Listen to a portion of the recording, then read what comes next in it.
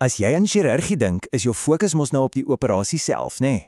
Maar die oomblik as jy in daai herstelkamer wakker word, begin 'n ander stryd. Een wat heeltemal onsigbaar is, en dit gebeur diep binne in jou longe. Reg, kom ons spring sommer dadelik weg met 'n syfer wat jou regtig laat reg opsit. Tot en met 90% van pasiënte wat algemene narkose kry, ontwikkel een of ander vorm van atelektase. Wat is dit? Dink aan jou longe as klomp klein ballonne. Wel, dis wanneer party van daai ballonne begin afblaas en platval. En dit is ongelukkig nie net daai platgevalle longdeeltjies nie. Posapparatiewe longkomplikasies, of PPC's soos die kenners dit noem, is 'n groot rede hoekom mense siek word of selfs sterf na 'n operasie. Dit wys jou net, die regte uitdaging begin dikwels eers lank nadat die chirurg se werk klaar is. So, kom ons begin by die begin. In hierdie eerste deel gaan ons 'n bietjie dieper delf in presies wat hierdie komplikasies is, en nog belangriker, hoekom hulle so 'n massiewe rol in jou herstel speel. En kyk, die lys van moontlike probleme is nogal lank. Dit strek van daai algemene atelektase waarvan ons gepraat het, tot baie ernstiger goed soos longontsteking en in erge gevalle selfs akute asemhalingsversaking. Elkeen van hierdie dinge bring sy eie unieke uitdagings vir jou herstelproses. Nou, hier's die goeie nuus. Jou risiko vir hierdie komplikasies is nie net toeval of slegte geluk nie. Ons kan dit eintlik redelik akkuraat bepaal deur na 'n paar spesifieke faktore te kyk. Sommige wat met jou as persoon te doen het en ander wat met die operasie self verband hou. Om dit bietjie makliker te maak, kan ons hierdie risiko's in twee hoofgroepe verdeel. Aan die een kant het ons die faktore wat te doen het met jou persoonlike gesondheid, jou gewoontes. En aan die ander kant het ons die faktore wat te doen het met die tipe operasie wat jy kry. En hier is een van daai statistieke wat jou regtig laat dink. As ons kyk na lewenstyl, het rokers 'n 73% hoër risiko vir longkomplikasies na 'n operasie. Dis 'n enorme verskil, en die gekste deel is, dis grootliks vermybaar. Net so dramaties, kyk na die risiko vir vetsigtige pasiënte. Dit is 4,5 keer hoër. Hoekom? Wel, eenvoudig gestel, dit is as gevolg van fisiese veranderinge in die longe. Daar's minder spasie vir die longe om uit te sit en dit is moeiliker om enige slaim of vloeistof op te hoes. Hierdie tabelletjie breek dit vir ons mooi af. Onder die pasiëntfaktore sien ons goed soos ouderdom, of jy rook en bestaande toestande soos asma. En aan die operasiekant, wel, hoe lank die operasie is, waar hulle sny, veral naby jou borskas of maag, en natuurlik of dit 'n noodgeval was, speel alles 'n deurslaggewende rol. Goed, genoeg oor al die risiko's. Dis belangrik om te weet, maar kom ons fokus nou op wat ons daaraan kan doen. Want hier is die deurslaggewende punt. Daar is hoop proaktiewe stappe en strategieë wat daai kanse op komplikasies dramaties kan verlaag. Dink jy aan soos 'n reis in 3 dele, wat presies jou eie tydlyn as pasiënt volg?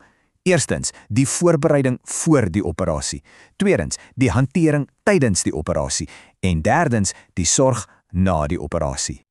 So in daai voorbereidingsfase is een van die heel kragtigste dinge wat 'n mens kan doen om op te hou rook. En die navorsing hieroor is glashelder. Jy het 'n venster van ten minste 4 weke nodig voor die operasie om regtig 'n betekenisvolle verskil te maak. Hierdie aanhaling is net ongelooflik. Dink daaroor, net deur pasiënte vooraf te leer hoe om reg asem te haal en hoe om te beweeg na die tyd, kan ons die risiko met 'n massiewe 75% sny. Dit wys jou net watter enorme krag daar in goeie, eenvoudige voorbereiding lê. En na die operasie het ons praktiese programme soos hierdie. Die iCough-program is 'n briljante voorbeeld, want is maklik om te onthou. Dis 'n hele bondel sorgaksies wat bewys is om longontsteking te verminder. Dit sluit alles in van diep asemhaal tot goeie mondhigiëne en natuurlik om so gou as moontlik uit daai bed uit op te staan en rond te loop. Maar sien nou maar, ten spyte van al die voorbereiding, dinge loop skeef en komplikasies steek kop uit. Kom ons kyk vinnig na die mees algemene probleme en die moderne maniere waarop dokters dit deesdae hanteer. Ons het nou al 'n paar keer oor atelektase gepraat. Dis verreweg die mees algemene komplikasie, daai klein lugsakkies wat platval. Die goeie nuus is, dit is gewoonlik heeltemal omkeerbaar met die regte terapie, soos daardie diep asemhalingsoefeninge. Nou, hospitaalverworwe longontsteking is 'n ernstiger saak. Dis 'n infeksie wat jy opdoen terwyl jy reeds in die hospitaal is. En dis presies die tipe ding wat programme soos iCough probeer voorkom, deur seker te maak dat die longe bly aktief ook en skoon. Een van die mees gevreesde komplikasies is iets wat akute respiratoriese noodsyndroom of RDS genoem word. Hierdie grafiek wys dit duidelik. Soos die toestand erger word, klim die sterftesyfer dramaties en dit bereik amper 50% in die ernstigste gevalle. Wanneer pasiënte wel sulke ernstige asemhalingsprobleme ontwikkel, is die hoeksteen van behandeling 'n baie versigtige strategie. In plaas daarvan om die longe met groot asemtee ook te forceer, gebruik dokters deesdae kleiner, sagter asemtee op die ventilator. Dit help om verdere skade te voorkom terwyl die liggaam self die kans kry om te herstel. En dit bring ons by die laaste en ek dink die belangrikste punt van alles. As daar een ding is wat jy moet wegneem, is dit hierdie. Jy is die pasiënt, is nie net 'n passasier op hierdie reis nie.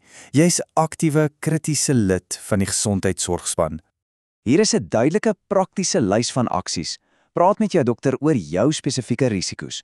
Maak seker jy is so gesond as moontlik voor die tyd. Leer daai asemhalingsoefeninge vooruit. En die belangrikste van alles, na die operasie, verbind jouself daartoe om deel te neem. Staan op, haal diep asem, hoes, wees aktief in jou eie herstel. En dis die gedagte waarmee ons vandag afsluit. 'n Suksesvolle operasie is soveel meer as net wat in daai paar ure in die teater gebeur. Dit gaan ook oor die stryd vir elke asemteug daarna. Die eintlike vraag is jy voorbereid om daardie stryd te wen?